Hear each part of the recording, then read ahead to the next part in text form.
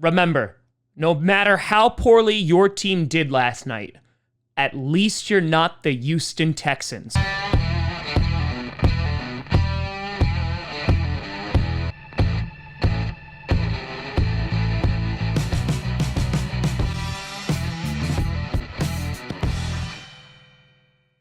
Grossi Packer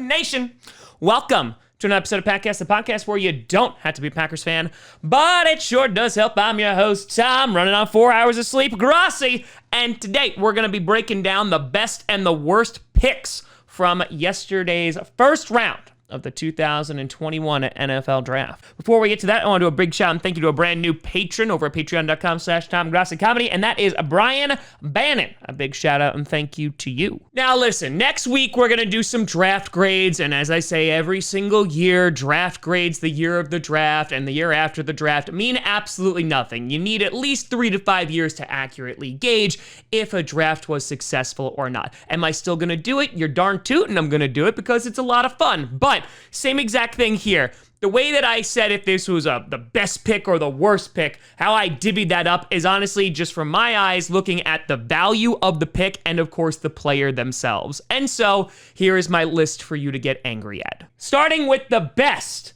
There's 5 teams that I believe fit in this category. Starting off with the first, and that is the Detroit. No.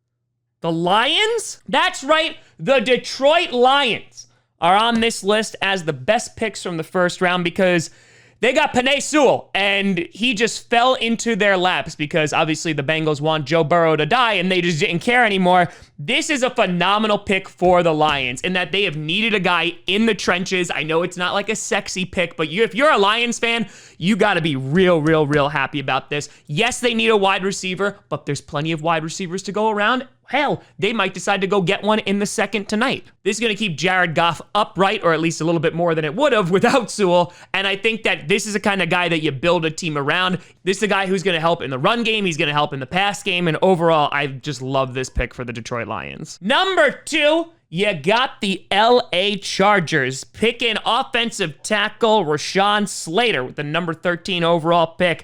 Now, this made a lot of sense considering that the big CBs were already off the board and their number one priority then became, okay, we need to protect Justin Herbert. Herbert, rookie of the year last year, even though arguably could have gone to Justin Jefferson. I like this pick. It's a safe pick. I think Slater falling down to 13 is overall great value, and they fill a remarkable position of need. Number 3, you got the Minnesota Vikings, damn it! Going with offensive tackle Christian Darrisaw, and here's why.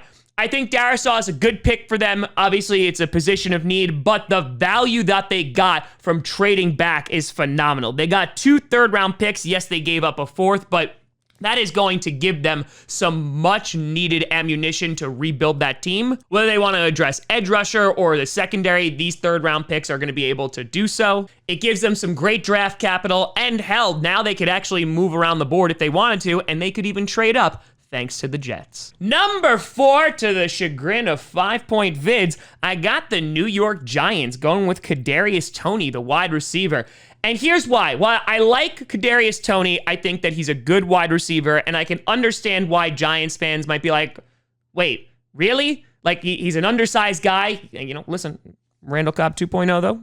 Randall Cobb 2.0, just saying. Slot guy, versatile. I think he's going to fit very well. Pair him with Golladay. I think that's going to be good. But again, it came with the value in that they got a 1st and a 4th rounder in 2022 for trading back. So how I would phrase this is good player, excellent draft value, and that's why the Giants are on this list. And then finally, you got the Cleveland Browns with corner Greg Newsome II. Now, if you've been watching the channel, you know that I was infatuated with Greg Newsome. I think that he was one of the best CBs on the board. I think one of the most polished ones.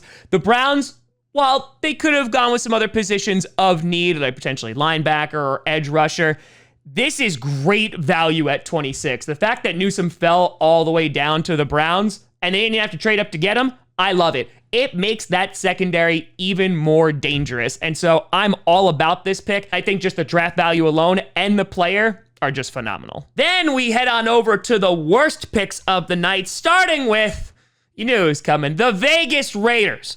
And again, I don't think the player is bad, but they went after offensive tackle Alex Leatherwood at 17.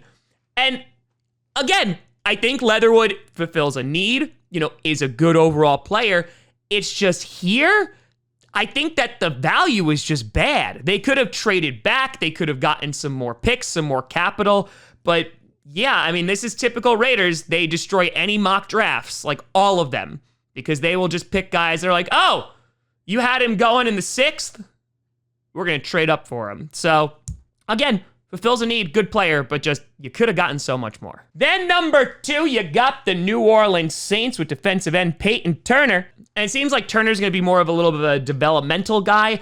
And this kind of makes sense if Cameron Jordan's going to be leaving the team soon. But I just thought that there was so many other holes they could have filled. Again, linebacker, wide receiver. Hell, they could have gone corner. Asante Samuel Jr. was sitting right there. There were rumors throughout the day that the Saints wanted to trade up. Maybe it was going to be for one of those corners, but ultimately they sat there and they got a guy who, again, could develop into a good player, but just in terms of needs, yeah.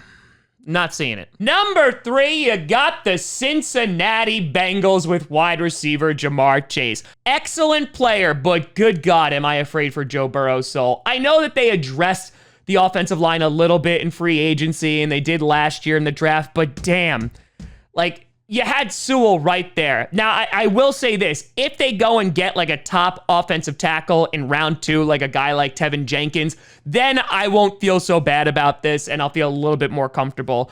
And I understand the LSU connection between Burrow and Chase, and they could make sweet music together as they're just bombing 60-yard touchdowns. But as I've said for weeks now, you can't throw the ball and complete passes if you're always on your back. So they could shift this. They just need to draft an offensive lineman. Number 4, you got the Pittsburgh Steelers. Another example of, I think, a great player in Najee Harris, the running back. But again, there are drastic needs on this team, specifically along the offensive line. And guess what, folks? You can't run or throw the ball if you don't have an offensive line. Did you see that wild card game against the Browns? It didn't go so well. I know some Steelers fans really like this pick, not urinating tree, but some Steelers fans do. And I think that overall he is a good selection. I just think for him to be the most successful, you have to give him the most support that you possibly can, and that starts with an offensive line. And number 5, you got the Denver Broncos. That's right, Brandon Perna. Top 10 anime portrayals. They're here. Why? Oh, it's not just because I'm bitter that the Rodgers might go to the Broncos. No. It's totally not that. Another example of great player, but the value didn't make a whole lot of sense. And you would think, wait a minute, Tom, weren't the Cowboys just going to go get Surtain at 10? So what do you mean the value's not there? He's supposed to be the best CB in the draft. I'm not refuting that. What I'm saying is that they had so many options here, they better pray that Surtain is like unbelievably good. Because apparently 3 teams called to trade up with the Broncos and they could have gotten a ton of draft value, or they could have gone after a franchise QB anyone in Justin Fields. But instead they decided to stick with Patrick Surtain, who again, I think will be very good in that secondary. And who knows, maybe they're just gearing up for Aaron Rodgers to come there next year. Oh my God, that was disgusting. But in terms of opportunity costs and the amount of draft capital they could have gotten, not a huge fan of the pick. But let me know what you think down in the comments below. What teams do you think had the best night or the worst night? Let me know what you think. You can always find me at TomGrossiComedy.com or at TomGrossiComedy on all social media. See down below. Check out podcasts on SoundCloud, iTunes, Google Play Music, Spotify, and of course YouTube. And a big shout and thank you to all the patrons over patreon.com/TomGrossiComedy and the YouTube members. But thank you so much for watching. We will be live once again for night 2 of the 2021 NFL Draft, rounds 2 and 3, starting at 6:30 Eastern. Hope to see you there. But thank you so much for watching. I'm Tom Grossi. And as always, go Pack Go.